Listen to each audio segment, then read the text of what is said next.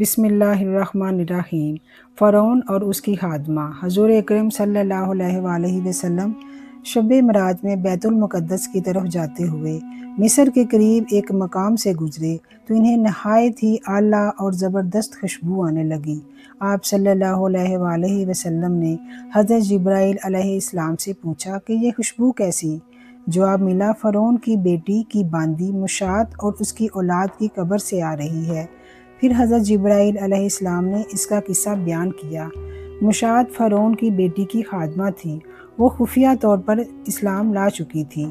ایک دن فرعون کی لڑکی کو کنگھی کرتے ہوئے اس کے ہاتھ سے اتفاقاً کنگھی گر پڑی۔ وہ اٹھانے لگی تو اس کی زبان سے بے ساختہ بسم اللہ نکل گیا۔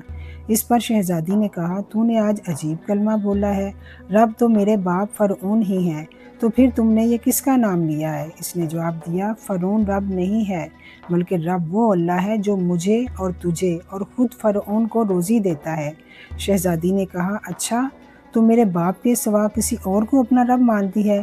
اس نے جواب دیا، ہاں، میرا، تیرا اور تیرے باپ سب کا رب اللہ تعالیٰ ہی ہے۔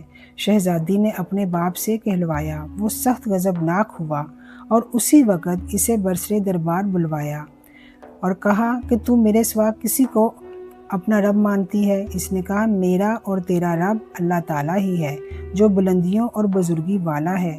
فرعون نے اسی وقت حکم دیا کہ ایک بڑا تانبے کا دیگچہ لایا جائے جس میں کھولتا ہوا پانی ہو اور اس کو خوب تپایا جائے۔